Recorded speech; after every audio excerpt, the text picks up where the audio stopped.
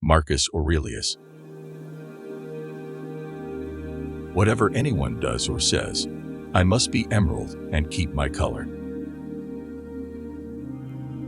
Because your own strength is unequal to the task, do not assume that it is beyond the powers of man. But if anything is within the powers and province of man, believe that it is within your own compass also.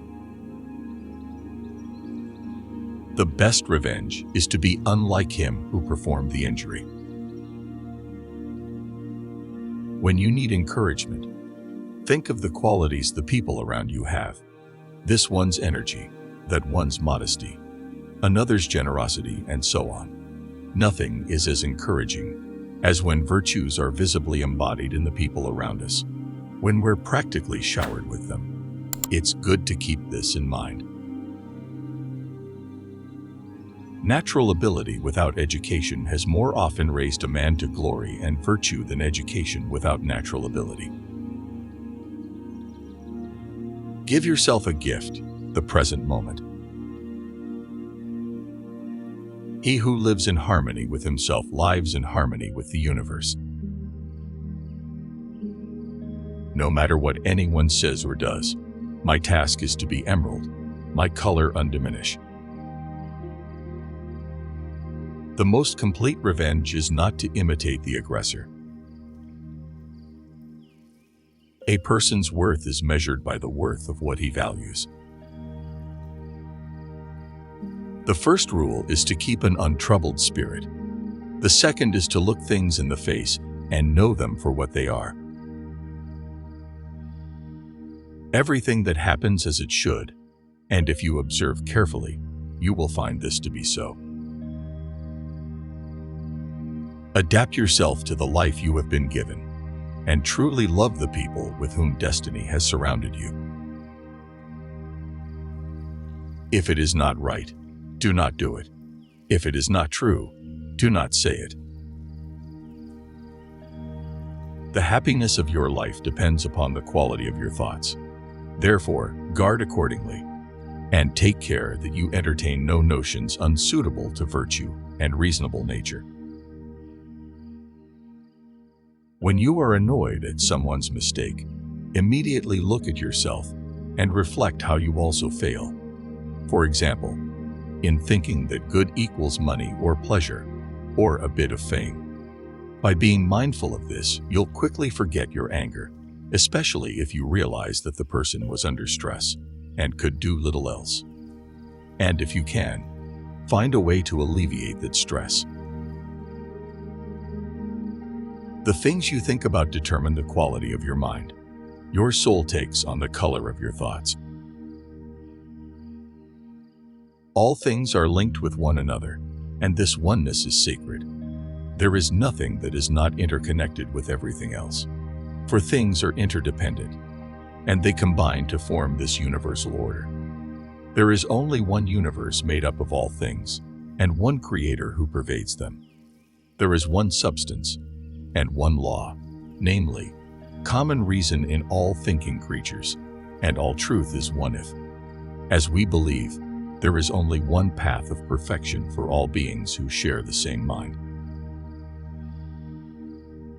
The happiness of those who want to be popular depends on others. The happiness of those who seek pleasure fluctuates with moods outside their control, but the happiness of the wise grows out of their own free acts. I'm going to be meeting with people today who talk too much. People who are selfish, egotistical, ungrateful. But I won't be surprised or disturbed, for I can't imagine a world without such people. Be tolerant with others and strict with yourself. Never let the future disturb you. You will meet it, if you have to, with the same weapons of reason which today arm you against the present. Dwell on the beauty of life. Watch the stars, and see yourself running with them. Our life is what our thoughts make it. Do not indulge in dreams of having what you have not, but reckon up the chief of the blessings you do possess, and then thankfully remember how you would crave for them if they were not yours. One of the recurring themes in Marcus' handbook is leadership's responsibility to work intelligently with what it is given and not waste time fantasizing about a world of flawless people and perfect choices. Our anger and annoyance are more detrimental to us than the things themselves which anger or annoy us. If someone can prove me wrong and show me my mistake in any thought or action, I shall gladly change. I seek the truth, which never harmed anyone. The harm is to persist in one's own self-deception and ignorance.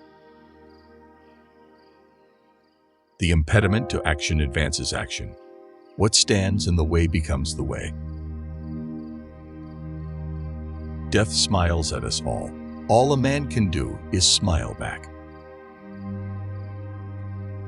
What we do in life ripples in eternity.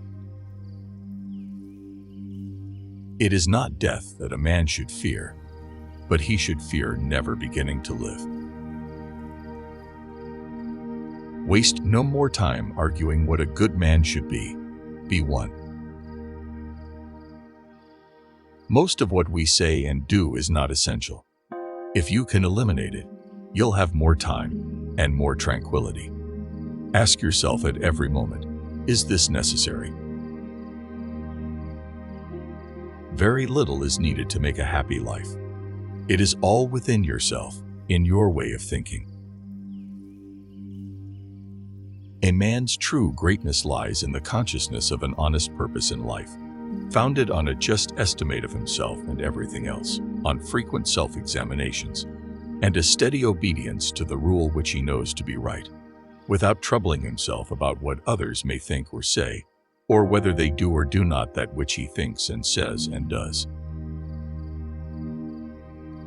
The object of life is not to be on the side of the majority, but to escape finding oneself in the ranks of the insane. Whenever you are about to find fault with someone, ask yourself the following question: what fault of mine most nearly resembles the one I am about to criticize? You always own the option of having no opinion. There is never any need to get worked up or to trouble your soul about things you can't control. These things are not asking to be judged by you. Leave them alone. If you are distressed by anything external, the pain is not due to the thing itself, but to your estimate of it. And this you have the power to revoke at any moment. The opinion of 10,000 men is of no value if none of them know anything about the subject. You have power over your mind, not outside events. Realize this, and you will find strength. Live a good life. If there are gods, and they are just, then they will not care how devout you have been, but will welcome you based on the virtues you have lived by. If there are gods, but unjust, then you should not want to worship them. If there are no gods, then you will be gone, but will have lived a noble life that will live on in the memories of your loved ones.